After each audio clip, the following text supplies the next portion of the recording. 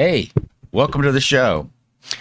Uh, Today's show is about something pretty interesting. I think you'll enjoy it. My guest today is blah, blah, blah, blah, blah, because I don't have a guest. Um, hmm, who can we talk about? Um, well, I can talk about the fact that I've been struggling with depression, which is sort of new. I mean, it's something I struggled with back when I was a teenager, and then I've had anxiety issues for years, but for the most part, they've been under control. So, this return of depression is I'm going to take these off, is most likely was sort of kicked off by some events that have happened in my life in the last year. The death of my sister, severe health crisis for my dad, who's 90, degradation of my mom's mental situation, dementia a little bit, I think. Feelings in me of aging, watching them get old, sense of loneliness, watching my ex and a girlfriend that I had both link up with men and settle down while I'm alone, which makes you feel left behind a little bit.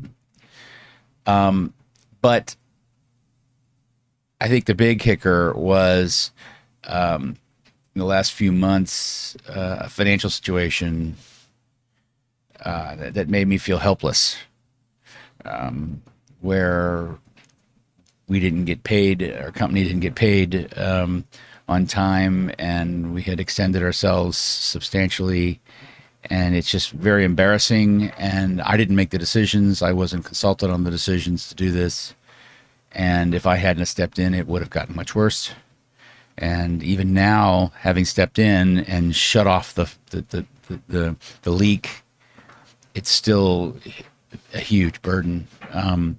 And any day funds could come in and could help alleviate the situation somewhat. We're still not out of the water, hot water, until winter. Really, will we know? So we'll see. But it should be okay by early next year because we have some other business come in that's long term. So we should be okay in the long run. But it just gave me a feeling of weakness, helplessness. And it reminded me once again that I am not in control. It made me feel like I was not in control of my finances and therefore not really in control of my life. And I've always felt like others could pull the rug out from under me, and I wasn't really independent. That's also a kind of a self-fulfilling prophecy, something I've told myself. And then often I think I've intentionally undermined myself, delayed myself in developing alternative income sources or whatever. And even though I desperately want them, at the same time, I'm my biggest barrier to getting them. Making these recordings is really supposed to be, and I'd love it to be, the beginning of a different life. Doing something that I could support myself with comfortably and anywhere. I'd love to travel and do this from the road. Just bring some of my equipment with me, set up anywhere, and do my thing, whatever it is I'm doing. So why don't I just do it? What am I waiting for? That's a good question. Well, first question is, what is it I'm doing? Well, sometimes they say just do anything. So that's what I'm doing. Right now, I'm just doing anything. I'm just getting in front of the mic and talking. and saying whatever comes to mind. I've thought about doing a Dear Abby kind of thing. People come to me for advice, always have, and perhaps I might be if I could look at people's, maybe I should just go and look up Dear Abby kind of stuff and pretend it was written to me, pretend I'm Abby or whatever, and respond with my own advice as practice. That's an interesting idea. Maybe I'll try that. On a different matter, I've been spending a lot of time looking at dating apps, but I actually don't seem to be interested in dating anyone. And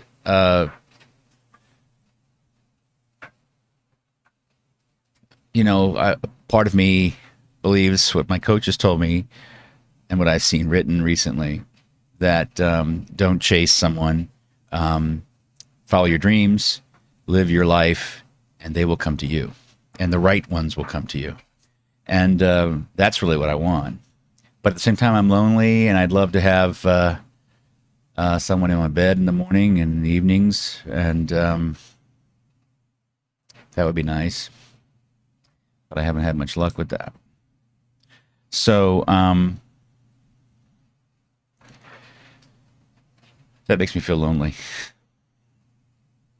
Anyway, I've increased my medication that I take for anxiety, and that seems to have helped a lot. It took about a week at least to kick in, but it seems to have helped a lot with the anxiety and the depression. It's still a little bit there. Sometimes I feel a little weepy, but not nearly as bad. So that's good. Very good. I'm thinking about experimenting with that Dear Abby idea. I'm going to go look it up. And with that, thank you. See you around.